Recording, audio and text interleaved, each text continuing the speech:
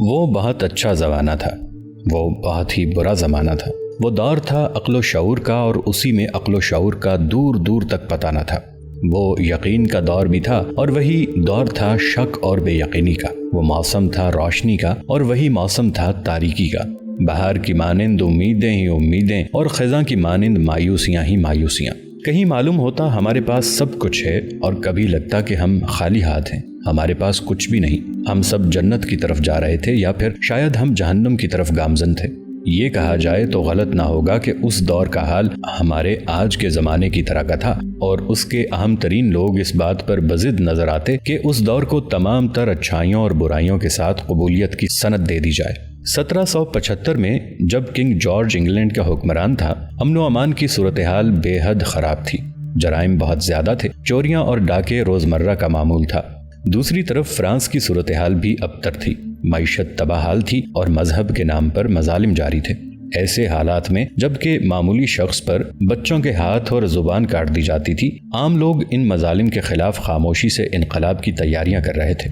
ہر طرف شک اور خوف کی فضا تھی، ماحول گھٹن زدہ تھا۔ نومبر کے آخری دن تھے، اور جمعے کی رات ایک گھوڑا گاڑی جسے 4 گھوڑے کیچڑ زدہ وزن اور بلندی کی جانب ہونے کی وجہ سے بڑی مشکل سے کھینچ رہے تھے، اس کے 3 مسافر نیچے اترے اور گاڑی کو آگے بڑھانے میں مدد کرنے لگے۔ شدید سردی کا موسم تھا، اور آپس میں اجنبی ہونے کی وجہ سے وہ بہت کم گفتگو کر رہے تھے۔ حالات خراب ہونے کی وجہ سے ہر شخص دوسرے پر شک کرتا تھا، لوٹ مار کا ڈر تھا، اسی لیے ایک مسلح گارڈ اس گھوڑا گاڑی میں بھی موجود تھا۔ گھوڑے پر سوار بہت تیز رفتاری سے ایک دوسرا آدمی آیا، جس نے جیروس لوری کے بارے میں دریافت کیا۔ پیغام لانے والا آدمی جیری کرنچر تھا۔ وہ اور جیروس لوری دونوں ہی ٹیلسنس بینک کے ملازم تھے۔ جیری کرنچر بینک کی طرف سے جیروس لوری کے لیے پیغام لایا تھا کہ ڈوور پہنچ کر وہ ایک لڑکی کا انتظار کرے جو اس کے ساتھ پیرس فرانس جائے گی۔ پیغام کے مطابق ڈوور پہنچ کر جیروس وہاں رائل جارج ہوٹل میں رہائش پذیر ہوا، اور ویٹر کو کہا کہ جیسے ہی ایک لڑکی اس سے ملنے آئے اسے اس کے کمرے میں بھیج دے۔ دوپہر کے وقت وہ لڑکی، جس کا نام لوسی مینے تھا، وہاں پہنچ گئی۔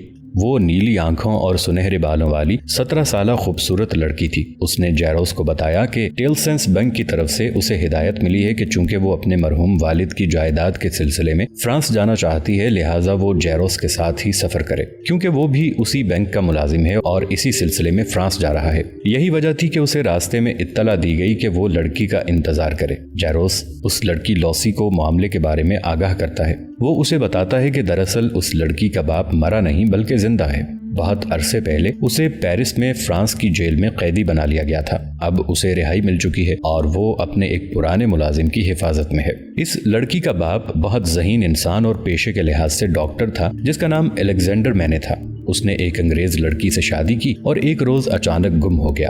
بہت تلاش کے باوجود بھی جب وہ نہ ملا تو اس کی بیوی اپنی بچی یعنی اسی لڑکی لوسی کے ساتھ لندن آ گئی اور ٹیلسنس بینک کو اپنے معاملات سپرد کر دیے۔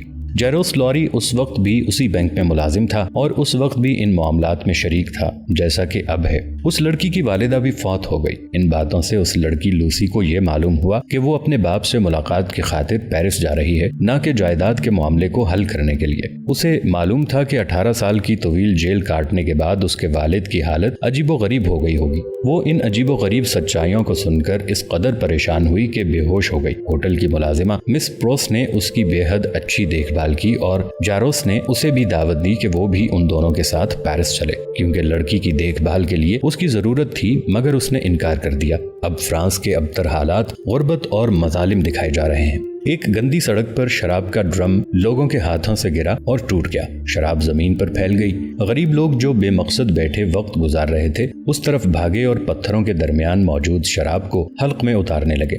سرخ رنگ کی شراب جو زمین کے ساتھ مل گئی تھی مکمل طور پر ختم کر دی گئی۔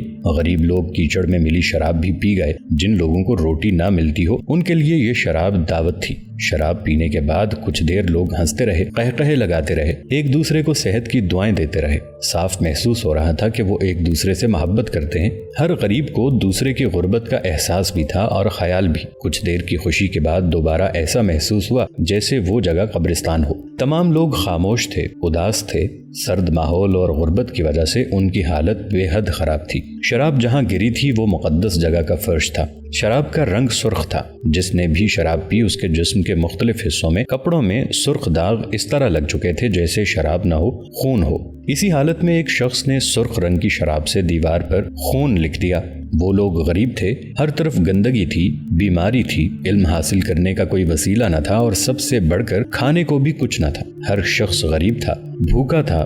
چھوٹے بڑے ہر شخص کے چہرے پر لکھا ایک لفظ صاف پڑھا جا سکتا تھا، میں بھوکا ہوں. لوگ نہ صرف بھوکے تھے بلکہ ڈرے ہوئے بھی، کیونکہ خونخوار کتے انہیں اپنے پیچھے لگے ہوئے محسوس ہوتے.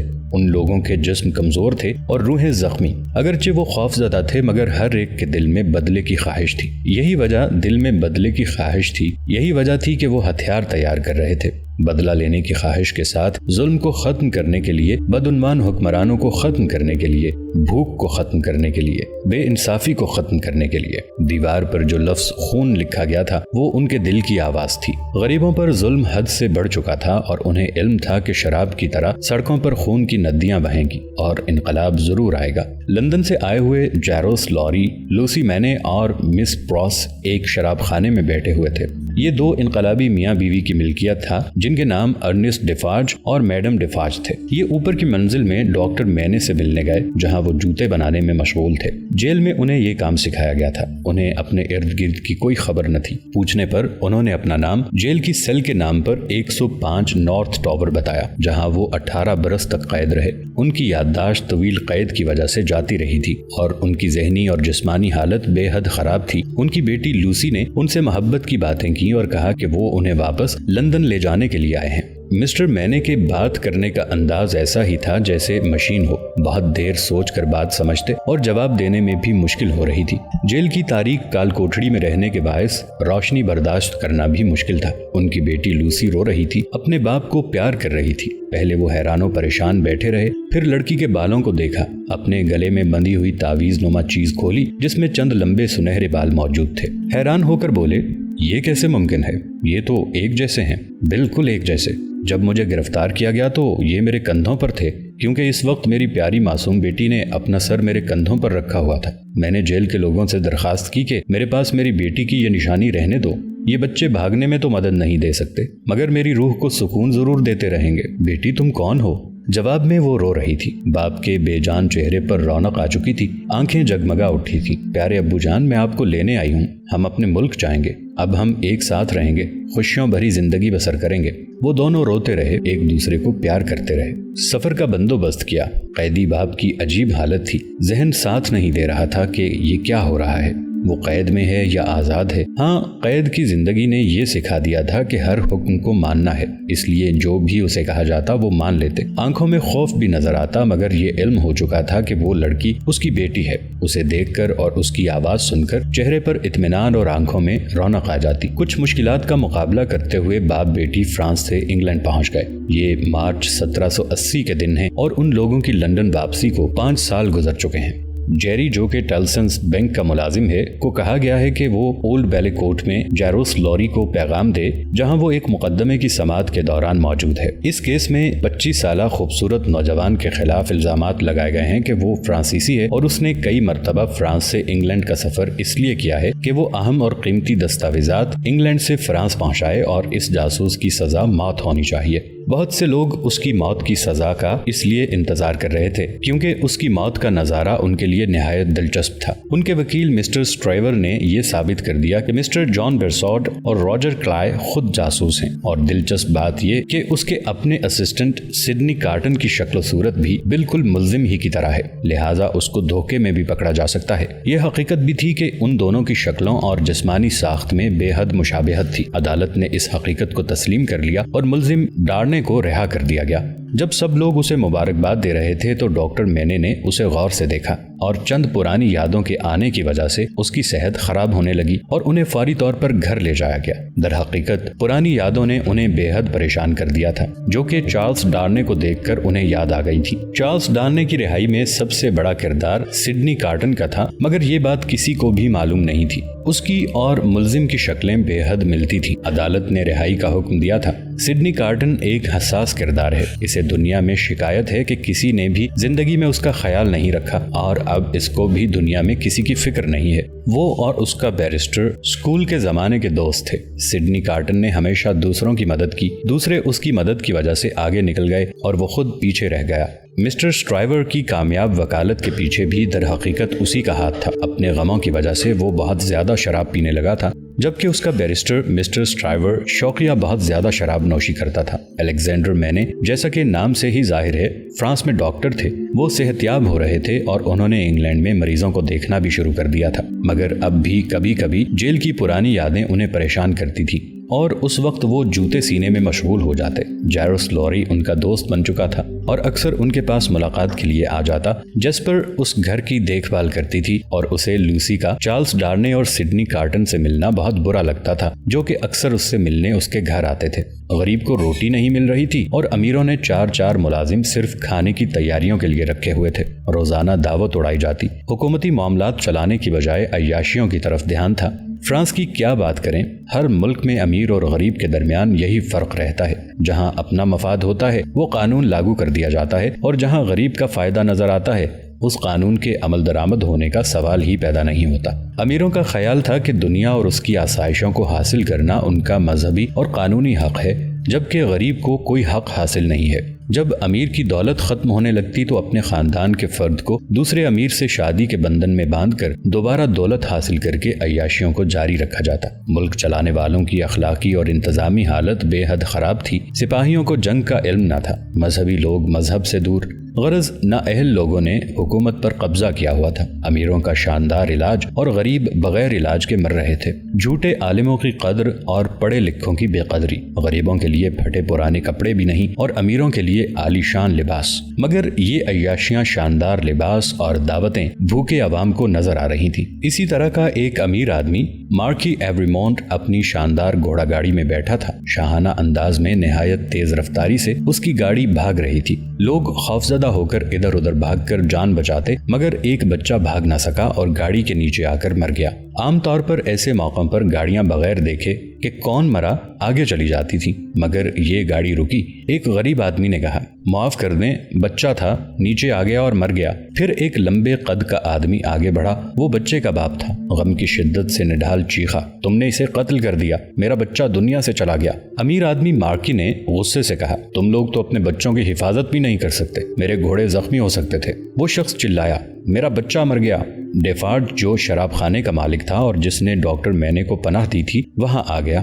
بچے کا باپ اس کے گلے لگ کر رونے لگا۔ سب لوگ خاموش تھے۔ ڈیفارج بولا، غم نہ کرو میرے دوست، زندہ رہتا تو تکلیفیں ہی اٹھاتا، ایسی زندگی سے تو موت ہی بہتر ہے۔ امیر آدمی نے سونے کا سکہ ڈیفارج کی طرف پھینکا۔ وہ مطمئن تھا کہ بچے کی موت کی قیمت ادا کر دی ہے، مگر وہ سکہ واپس اس کی گھوڑا گاڑی پر آ کر گرا، جس کی چھنک پیدا ہوئی۔ امیر آدمی سخت غصے میں آ گیا، گالیاں دیں اور کہا کہ ان سب کو بھی مروایا جا سکتا ہے، ان کے اوپر سے بھی گاڑی گزر سکتی ہے۔ جو امیر آدمی یہ کہہ رہا تھا وہی تو قانون تھا اور واقعی یہ سب کچھ کر سکتا تھا، بلکہ کر بھی رہا تھا۔ ڈیفارج کی بیوی بھی وہی موجود تھی، تیزی سے ہاتھ بنائی میں مصروف تھے، آنکھوں میں غصہ اور نفرت، مگر امیر آدمی کے لیے یہ سب چوہے تھے جن کی کوئی وقت اور اہمیت نہ تھی۔ اس کی گاڑی آگے گئی، دوسری گاڑیاں بھی اس کے پیچھے روانہ ہو گئیں۔ معاشرے کا کون سا ایسا فرد تھا جو گاڑیوں کے اس قافلے میں نہ تھا؟ مگر امیر کا ساتھی تھا اور غریب چوہے تھے۔ مگر یہ چوہے جب رات کو اپنے بلوں میں گھس گئے تو ذہن انقلاب کی تیاریاں کر رہے تھے۔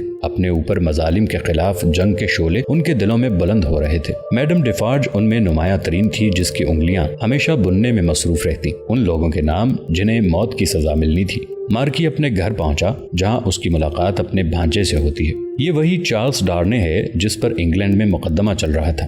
وہ اگرچہ خود بھی امیر ہے اور ایوریمونٹ خاندان کا رکن ہے، مگر وہ امیروں کے غلط رویوں کے سخت خلاف ہے اور کہتا ہے کہ اگرچہ یہ جائیداد اس کی ہونی ہے، مگر وہ یہ لینے سے انکار کرتا ہے اور انگلینڈ مستقل رہائش اختیار کر لے گا۔ وہ اپنے انکل سے بحث کرتا ہے کہ غریبوں پر ظلم کرنا غلطی ہے۔ جس غریب، سچے اور ایماندار شخص نے بھی عیاشی اور غلط باتوں سے روکنا چاہا، اسے ختم کر دیا۔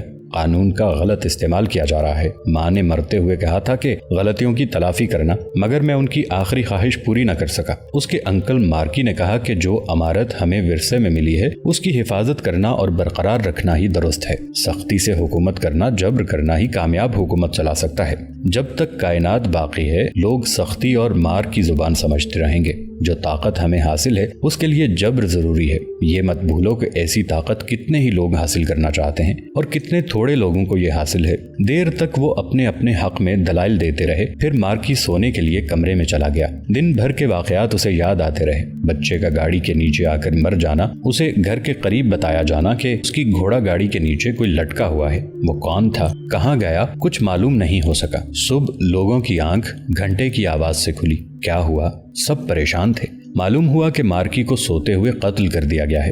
سینے میں خنجر پیوست تھا جس میں ایک کاغذ بھی موجود تھا جس پر لکھا تھا قبر اس کا انتظار کر رہی ہے۔ بچے کے باپ نے اپنے بچے کے قتل کا انتقام لے لیا تھا۔ ڈیفارج کے جو ساتھی انقلاب میں اس کا ساتھ دیں گے وہی یاک کہلاتے تھے۔ وہ ڈیفارج کو امیروں کے مظالم کا بتا رہے ہیں۔ ڈیفارج اور دوسرے یاک سخت غصے میں ہیں۔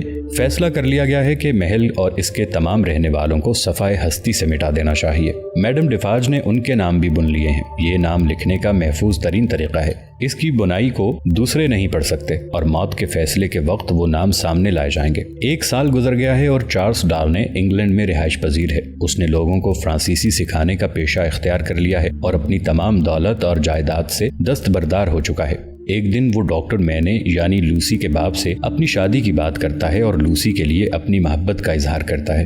ڈاکٹر رضامند ہے۔ دوسری طرف مسٹر اسٹرائیور بھی لوسی سے شادی کا خواہش مند ہے۔ وہ جیروس لوری کے ہاتھ شادی کا پیغام بھجواتا ہے مگر ناکام رہتا ہے۔ سڈنی کارٹن بھی اگرچہ لوسی سے انتہائی محبت کرتا ہے مگر وہ اسے شادی کا پیغام دینے کے بجائے اسے کہتا ہے کہ اگر تمہیں زندگی میں کبھی بھی میری ضرورت پڑے تو میری زندگی تمہارے لیے ہمیشہ حاضر رہے گی۔ جیری کرنچر پارٹ ٹائم کے طور پر آئسسٹ بزنس کرتا ہے۔ اس کا یہ ایماندارانہ کاروبار مردوں کو قبر سے نکال کر ڈاکٹروں کے پاس فروخت کرنا ہے جو ان مردہ جسموں کو میڈیکل کے مختلف شعبوں میں استعمال کر لیتے تھے۔ ڈیفارج اور اس کی بیوی میڈم ڈیفارج کا شراب خانہ در حقیقت انقلابی لوگوں کا گڑھ تھا جہاں وہ سب ملتے اور انقلاب کی حکمت عملی طے کرتے۔ یہ سب انقلابی لوگ ایک دوسرے کو یاک کے نام سے پکارتے تھے۔ میڈم ڈیفارج ہمیشہ بنائی میں مصروف رہتی۔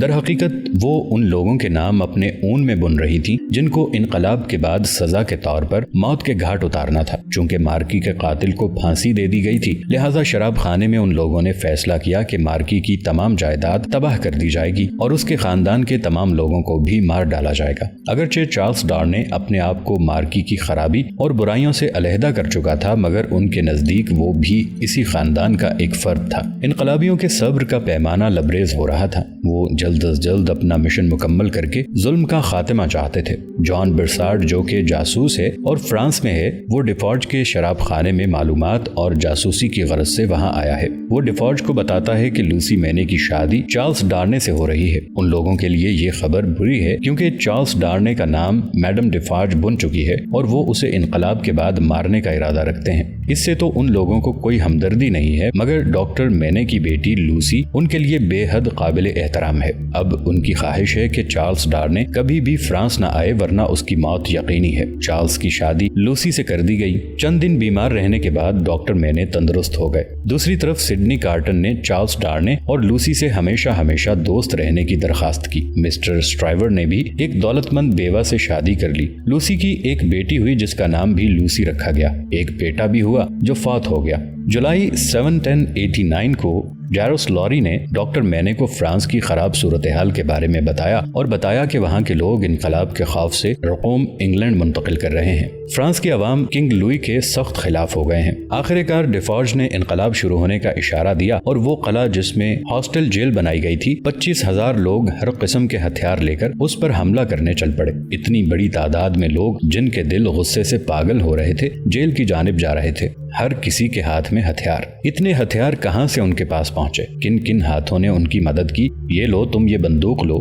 تم یہ پستول لو اور یہ گولیاں اسے دو، جلدی کرو، تمہارے پاس ہتھیار نہیں، یہ ڈنڈا لے لو، ہاں تم یہ کلہاڑا لے لو۔ اور وہ جسے کچھ نہ مل سکا اس کا غصہ بھی اس قدر زیادہ تھا کہ اینٹیں ڈھونڈ رہا تھا جنہیں ہتھیار کے طور پر استعمال کر سکے۔ اینٹیں بھی ختم ہو گئیں تو دیوار توڑ کر اینٹیں نکالی گئیں۔ اگرچہ دیوار توڑتے ہوئے ان کے ہاتھ زخمی اور خون آلود ہو گئے، غصے کی آگ نفرت کے اظہار سے بجھانے کا دن تھا۔ لگتا تھا یہ آگ ظالم کی جان لے کر بجھے گی، چاہے اس دوران ان لوگوں کی جان ہی کیوں نہ چلی جائے۔ ڈیفارج آج سب سے زیادہ مصروف تھا، لوگ اس کے احکامات پر عمل کر رہے تھے۔ اس کی بیوی جو ہمیشہ کچھ بننے میں مصروف رہتی، اس کے ہاتھ آج بھی مصروف تھے، بننے میں نہیں بلکہ پستول اور کلہاڑے سے کھیلنے میں۔ اس کے ساتھ عورتوں کی بہت بڑی تعداد بھی ظلم کے خاتمے کے لیے جان کا نذرانہ پیش کرنے کے لیے موجود تھی۔ لوگ تو جیسے پاگل ہو چکے تھے، آج کوئی ہتھیار بھی ان کا راستہ نہیں روک سکتا تھا۔ ڈیفارج دوسرے لوگوں کو حکم بھی دے رہا تھا اور توپ بھی مسلسل چلا رہا تھا۔ پھر لوگوں کے اس سمندر کو فتح ہو گئی۔ بیسٹل جیل کے حکام نے ہتھیار ڈال دیے۔ ڈیفارج اپنے ساتھیوں کے ساتھ جیل کے اندر تھا۔ اسی دوران ڈیفارج نے ڈاکٹر مینے پر جیل میں ہونے والے مظالم کی وجہ سے اس کے سیل نمبر 105 کی تلاشی لی اور ڈاکٹر مینے نے جو تحریر وہاں چھپائی تھی وہاں سے برآمد کر لی۔ بیسٹل جیل کے گورنر کا سر اڑا دیا گیا۔ جو آدمی کہتا تھا کہ اگر روٹی نہیں ملتی تو بھوکے لوگوں کو گھاس کھانی چاہیے، اس کو پکڑ لیا گیا، اس کے منہ میں گھاس وغیرہ بھری گئی اور پھر پھانسی دے دی گئی۔ جیل کا گورنر لوگوں کے ہاتھ آ گیا، اسے دھکے دے کر آگے بڑھنے پر مجبور کیا گیا، پھر مار مار کر قتل کر دیا گیا۔ میڈم ڈیفارج سکون سے اسے قتل ہوتا دیکھتی رہی۔ جب مر گیا تو اپنے تیز خنجر سے اس کا سر کاٹ کر تن سے جدا کر دیا۔ انتقام کا جذبہ تھا کہ جو ٹھنڈا ہی نہ ہوتا تھا۔ سر کاٹنے کے بعد اسے پیروں سے روندا گیا۔ 7 سر ڈنڈوں کے اوپر موجود تھے جو لوگوں کے اس سمندر کے آگے آگے جا رہے تھے۔ یہ ان لوگوں کے سر تھے جو دشمن تھے اور قتل کر دیے گئے تھے، جبکہ 7 لوگوں کو کندھوں پر اٹھایا گیا تھا۔ یہ ہیرو تھے جو جیل سے آزاد کروائے گئے تھے۔ بے تحاشا نعرے، شور، فتح کا جشن، بعد میں مارکی کی جائیداد کو مکمل طور پر جلا دیا گیا۔ انگلینڈ میں چارلس ڈارنے، جو کہ مارکی خاندان سے تعلق رکھتا تھا، کو گاؤں کے ڈاکیے کا خط ملا۔ اس نے لکھا کہ چارلس ڈارنے کی مدد کرنے کے الزام میں اسے پھانسی دی جا رہی ہے۔ چنانچہ چارلس کو اپنے پرانے وفادار ملازم کو بچانے کے لیے اس رات فرانس جانا پڑا اور 14 اگست 1792 کو اس نے ڈاکٹر مینے اور لوسی کے نام خط میں وہ تفصیلات لکھی جن کی بنا پر اسے فرانس جانا پڑا، اور کوشش کی کہ یہ خط اس کے جانے کے بعد ہی ان لوگوں کو ملے۔ فرانس پہنچ کر اس نے عجیب مناظر دیکھے، ہر جگہ آزادی کے نعرے لکھے ہوئے تھے۔ آخر کار انقلابیوں نے چارلس ڈارنے کو بھی ماضی کے مظالم میں شریک سمجھتے ہوئے گرفتار کر لیا اور اسے جیل میں بند کر دیا گیا۔ ڈیفارج نے اس کے فرانس میں آنے کو غلط اقدام قرار دیا، مگر وہ اپنے ساتھ انقلابیوں کا ساتھ دے رہا تھا۔ جارج لوری فرانس میں اپنے بینک کے معاملات کے سلسلے میں موجود تھا۔ وہ اس وقت سخت حیران ہوا جب اس نے ڈاکٹر مینے اور لوسی کو وہاں دیکھا۔ چارلس کا خط ملتے ہی وہ وہاں پہنچ چکے تھے۔ ڈاکٹر مینے چونکہ وہاں ماضی کے قیدی تھے، لہٰذا تمام لوگوں کے ہیرو، اور اسی لیے سب نے ان کا شاندار استقبال کیا۔ وہ چارلس کو بچانے کی کوشش کر رہے تھے، جبکہ ہزاروں قیدیوں کو روزانہ قتل کیا جا رہا تھا۔ کنگ لوئی اور اس کی ملکہ بیوی کو بھی موت کے گھاٹ اتارا جا چکا تھا۔ ستمبر 1793 کے قانون کے تحت ہر روز بے شمار لوگوں کو پھانسی دی جا رہی تھی۔ چارلس کو جیل میں 15 ماہ ہو چکے تھے۔ اس کا انقلابی عدالت میں مقدمہ چلایا گیا اور اسے رہائی مل گئی، مگر اسی شام کو اسے دوبارہ گرفتار کر لیا گیا۔ دراصل ڈاکٹر مینے کی جیل میں لکھی گئی تحریر ناقابل تردید ثبوت کے طور پر اس کے خلاف پیش کی گئی۔ سڈنی کارٹن کو بھی ان تمام چیزوں کی خبر ہوئی تو وہ بھی پیرس پہنچ گیا۔ اس مخلص انسان کے دماغ میں ایک منصوبہ تھا جس کو عملی جامہ پہنانے کے لیے اس نے دوائی کی دکان سے گہری نیند لانے والی دوائی خریدی۔ دوسری طرف چارلس پر مقدمہ دوبارہ شروع ہوا۔ اس مرتبہ اس کے خلاف شہادت کے طور پر ڈاکٹر مینے کی وہ تحریر پیش کی گئی جو انہوں نے اپنی قید کے دوران جیل میں چھپائی تھی۔ اس تحریر میں ایوریمونٹ کے تمام خاندان کو مورد الزام ٹھہرایا گیا تھا۔ چارلس ڈارنے بھی اسی خاندان کا رکن تھا اور تمام لوگ اس کی موت کے لیے نعرے لگا رہے تھے۔ ڈیفارج صرف چارلس ڈارنے کو مارنے کے حق میں تھا، مگر اس کی بیوی اپنی بہن کے انتقام کے لیے لوسی اور اس کی بچی کو بھی جان سے مار ڈالنا چاہتی تھی۔ یہ باتیں سڈنی کارٹن نے سن لی اور جان گیا کہ سب ہی لوگوں کی جان کو خطرہ ہے۔ اس نے اپنے بنائے ہوئے منصوبے پر عمل شروع کر دیا اور جارج لوری کو بتا دیا کہ یہاں سب کو قتل کر دیا جائے گا، اور اس سے کہا کہ اس کی واپسی پر گھوڑا گاڑی انگلینڈ واپسی کے لیے تیار رکھی جائے اور اس کے آنے پر تمام لوگ یہاں سے انگلینڈ بھاگ جائیں۔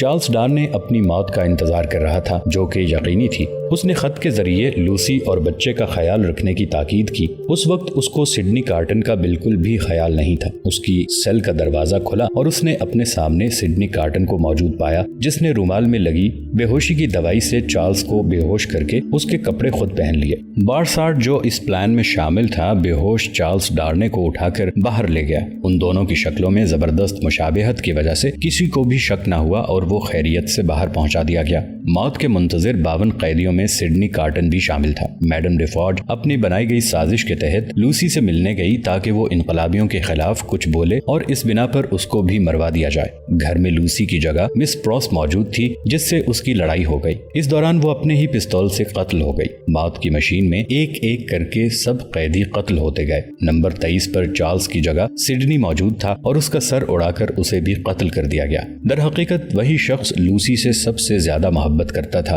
اور اسی لیے اس نے اپنی محبت کے لیے قربانی دے دی۔ جن لوگوں نے اس کا کٹا ہوا سر دیکھا وہ کہتے ہیں کہ وہ بہت خوش اور خوبصورت لگ رہا تھا اور اسے اس وقت بے حد اطمینان تھا۔